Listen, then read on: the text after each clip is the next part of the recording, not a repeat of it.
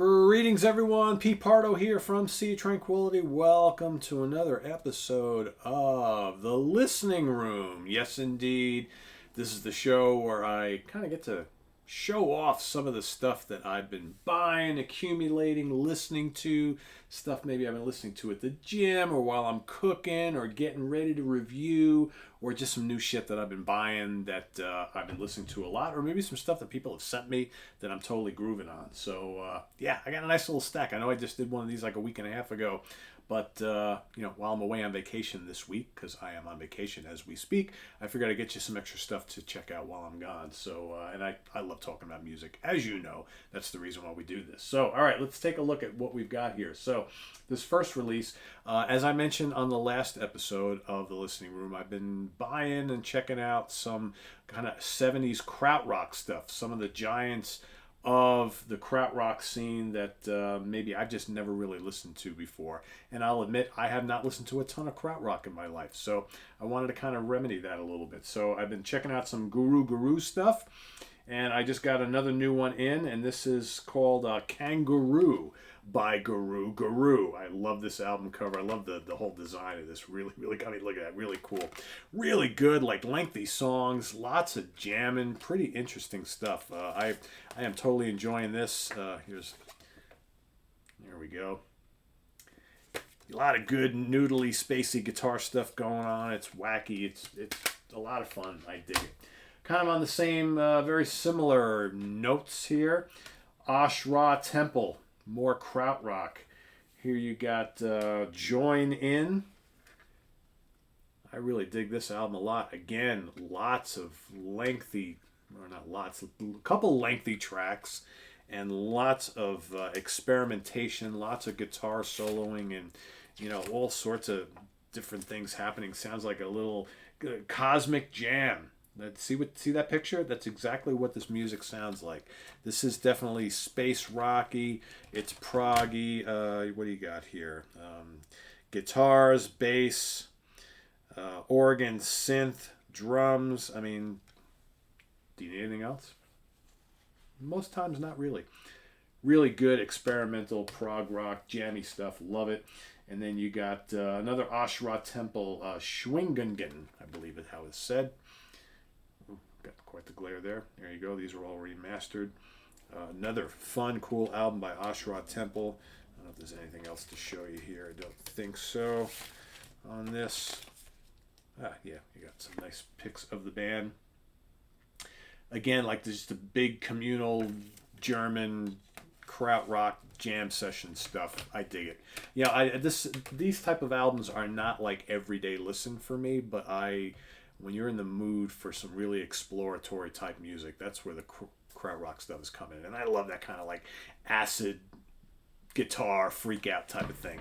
There's always a time and a place for that, and lately has been the time. So yeah. What else we got here? I want to thank George Lemie from In the Proxy for reminding me that I did not own this. I have so much McLaughlin stuff, but never had Industrial Zen, one of his latter period albums. Really good fusion stuff here. A whole bunch of great players on here, including Dennis Chambers, Gary Husband, Matthew Garrison. Who else is on here?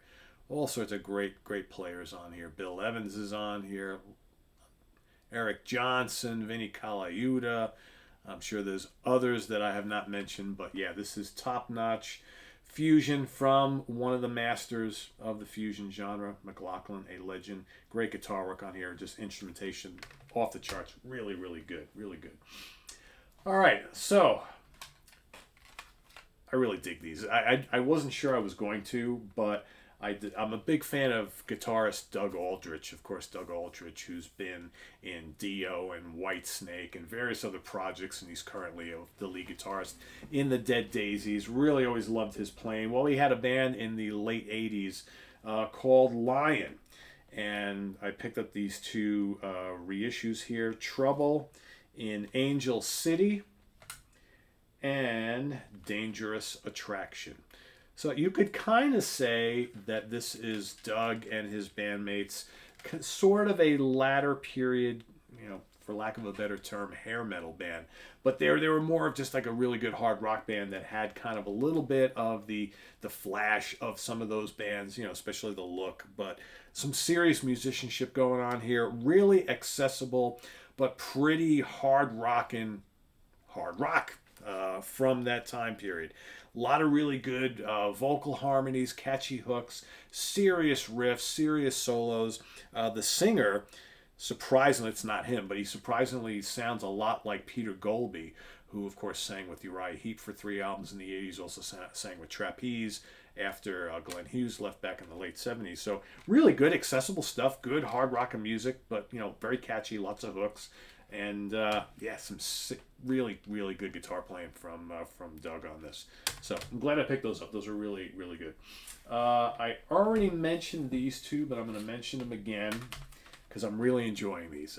In fact, I think I'm going to go out and try and get there if I can. It's probably out of print because it's Frontiers from the 2000s. But this great band called Balance, this kind of like little like AOR melodic rock supergroup from the 80s. Okay, we've got the In for the Count, their second album, and then we've got the self-titled Balance, their first album, the debut. They had that pretty big hit, Breaking Away, which I remember hearing quite a bit there at the time. Never knew who the hell sang it. And in listening to these, I was like, oh, I remember that song. And this, of course, is, Bob Kulick and Pepe Castro and a bunch of other dudes. Just dynamite. Ultra melodic, ultra memorable 80s melodic rock. I don't know any other way to play it. Kind of think like maybe Survivor, but with a little bit more Metallica riffing and extra guitar solos, because Bob is like screaming on the solos all over these albums. This one is really kind of slick and radio friendly, whereas this one, the band kind of a little meaner. This is a little grittier, a little more hard rock, and the guitars have more crunch on them. I definitely like this album a little bit better. Man, listen to Balance, In for the Count, the title track.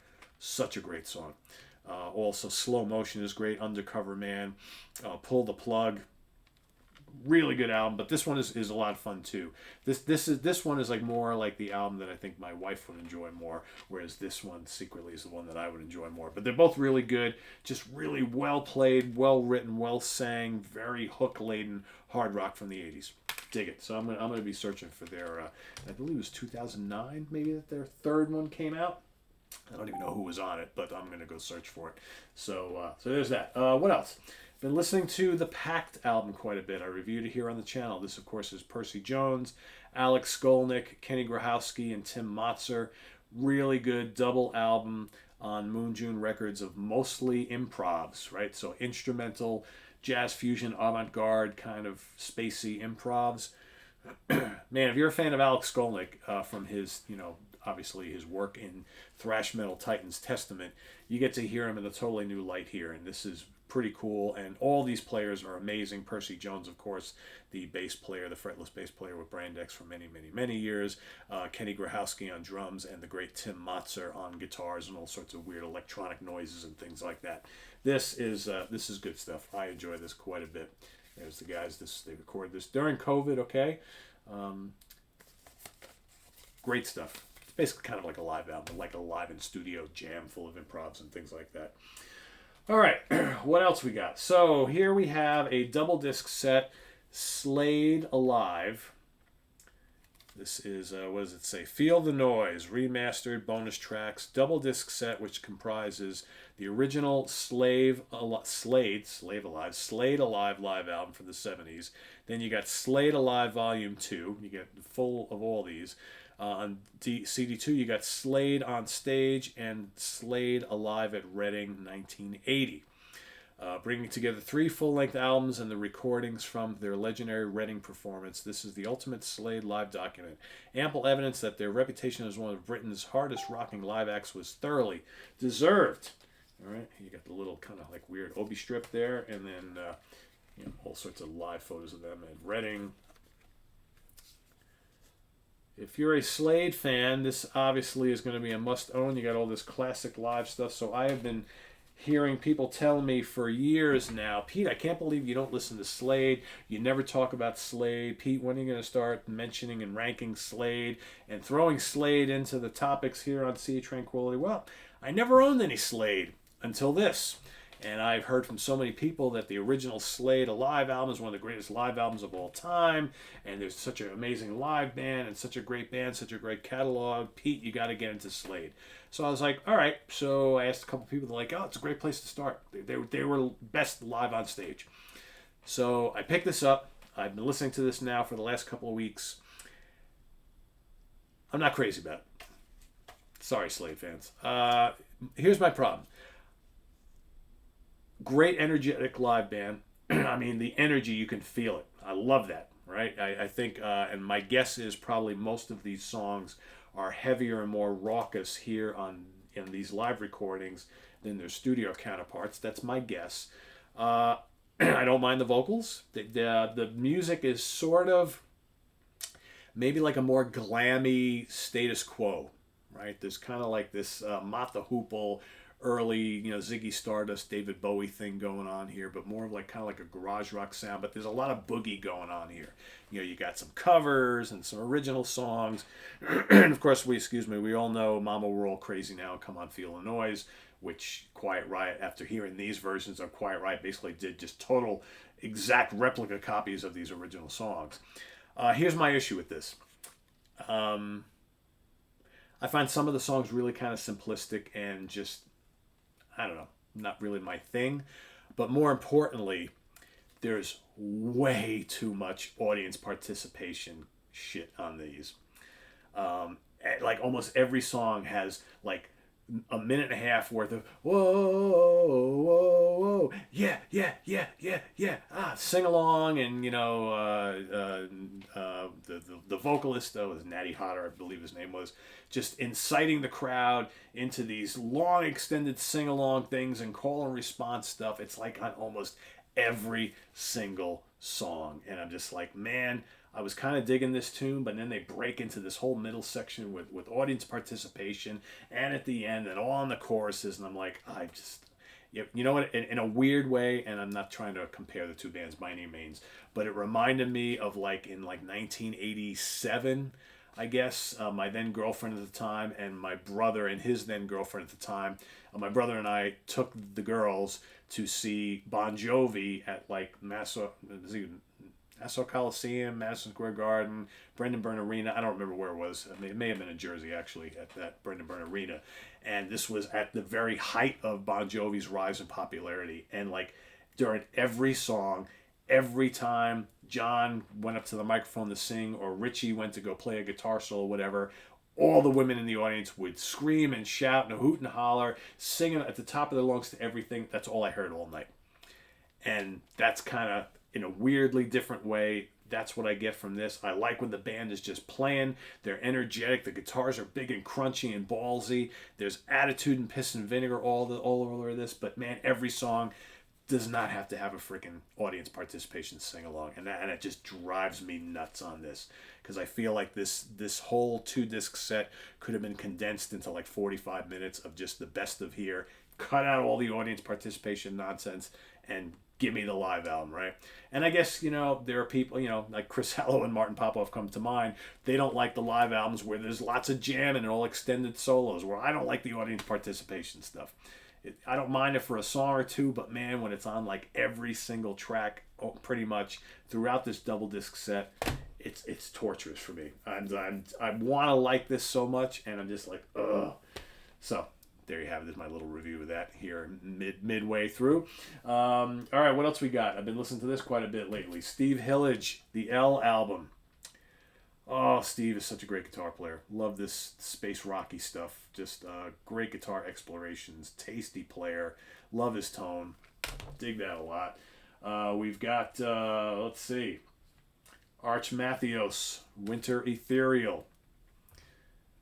Still playing this one, folks. Great prog metal from the two founding members of Fate's Warning. Love it. Billy Gibbons, Hardware. Great return to form for Billy. I like this. This quite frankly could have been the new ZZ Top album. Raunchy, bluesy fun. Love it. Love it. Flotsam and Jetsam, Blood in the Water. Yeah. Not as thrashy as some of their early stuff. There's still plenty of thrash on here, but this is more just a good traditional metal album, I think. Really well produced, great anthemic songs. Got your bit of thrash, lots of great guitar work on here, and the vocals are just simply outstanding. Believe it or not, I never owned these two. I took Martin Popoff's recommendation, and I picked up the two Bruce Dickinson-led albums of Samson. We've got Shock Tactics. Really good. Really good. Bruce Dickinson in fine form. Really great early British heavy metal. New wave of British heavy metal, I'm trying to say. And then also we got Samson Head On. Also pretty strong. Bruce sounds great on these albums. If you never heard anything of Bruce Dickinson other than Iron Maiden and perhaps his solo albums, this is where it all started, folks. These two Samson albums are well worth getting. Really good British heavy metal, early heavy metal. Awesome stuff. Let's see. This one came on a recommendation from a viewer. I picked it up. A good nugget from, I believe, was this the 70s? 71. Boulder Dam, Morning. Just really good early 70s American heavy rock. It's on the Shadow Kingdom label. Good rarity. I just wish it was longer. Pretty brief album. There's not a lot of material on here. Only 7 songs. It's, I don't know, barely over a half hour. But yeah, pretty cool. Just good early heavy rock. Man, love it. And then last but not least, well, no, I got one more. 2 more, actually. Last but not least, Ken Golden. Thank you for recommending this to me. Grobschnitt, Solar Music Live. Great German prog band. Bits of space rock, bits of theatricality on here. Lots of kind of jazz fusion-y guitar soloing going on here. Lots of overall weirdness, weird vocals. Yeah, this is off-the-wall, bizarre, pretty energetic and bombastic in spots. I love the guitar playing on here. Solar Music Live. This is the double disc set. You got, now it's a full-blown double live album. Yeah, look at this. It's wacky stuff, man. Let me tell you. Let me see if there's anything else in here I can show. Yeah, all sorts of information. I mean, I love booklets like this. Come on, this is the way these reissues should be, right? Look at that. Look at that. That's a reissue, folks. Granted, a lot of it's in German and I can't read it, but I got the pictures. Great pictures here, photographs. Yeah, good stuff. Grobschnitt. Good stuff. And last but not least, because of course I talked about it in the Prague Seat last week, and whenever I pull out one of these old Pat Metheny Group albums, I have to listen to it for a number of days afterwards. The original Pat Metheny Group album, Lyle Mays, Mark Egan, Danny Gottlieb, and Mr. Metheny. What a lovely album. What a lovely album. What a lovely band. Just yeah. It's kind of jazz fusion-y, but sort of not. It's like jazz fusion gone Americana. If that makes any sense. Fusion from the heartland, right? Just that feel to it. There's this like kind of like meditative, emotional, kind of very rootsy thing going on with the Pat Metheny Group, and it's really hard to explain. And Pat's just so amazing on the guitar. He's got this tone like nobody else. It's like liquidy and just calming. And then you got Mark Egan's wonderful fretless bass and Danny Gottlieb on the drums and the exquisite Lyle Mays on piano and keyboards. Beautiful stuff. Absolutely beautiful stuff. So there you have it. That's my listening room stuff for today. I don't think I got anything else. Nah, not really. I'm still listening to the new reissue of Too Many Gods from Cats in Space. This is the reissue, the Infinity Edition. Infinity, kind of almost big book box set edition of their very first album, which has been out of print, and now it's back in print on this kind of double disc collection here. Got the original album and CD2, which has all sorts of bonus stuff. So I've been checking that out, and yeah, you're gonna get a review this week of the new Hawkwind Somnia. I dig it. Good stuff. So there you have it, everybody. I think that's it for today. Yes, that's it. So stay tuned for more listening room. In the weeks ahead, I'm also going to try and crank out a Forgotten Favorites episode when I get back from vacation, where I am at currently right now. Yes, I am not sitting in this chair while you're watching this. I'm actually sitting somewhere, probably eating a lobster roll or having some clams and drinking a nice cold beer, or maybe hiking or somewhere in the Portland area of Maine, a state that I have never been to before until this week. So I'm sure I'm having a great time. I should check in with myself when I get back and make sure that I did have a good time, because I'm anticipating now, while you're watching this, that I'm thinking of the good time that I will be having, because of course I recorded this before I went away. See, the magic of YouTube, the magic of pre-recording things. So hope you enjoyed this episode of The Listening Room. We'll see you real soon. I am Pete Pardo. Visit us on the web at www.seaoftranquility.org. We're on Facebook. We're on Twitter. Of course, we're here on YouTube all the damn time. Please subscribe if you haven't already. Got to do it. Click on that notification bell too. Got to do that as well so you get alerted of all of our content as it posts. If you want to make a channel donation, all your donations are greatly appreciated to help us buy more stuff like this to talk about and show off, filling gaps in collections for more ranking episodes and discussions and things like that. The link to our Ko-Fi page is below, as well as a link to our merch site where you can get cool Sea of Tranquility shirts just like this, and hoodies and hats and all sorts of fun stuff. And Sea of Tranquility, the webzine, also is located below. 23,000 plus reviews, 20 years on the internet. The Sea of Tranquility webzine has been around for a long, long time. So please do go visit that occasionally. Read up on some reviews of some stuff maybe you want to check out. It's a great reference tool for prog rock, heavy metal, classic rock, and hard rock and fusion. So thanks for watching, everybody. I'm Pete Pardo. See you real soon. Take care. Bye-bye.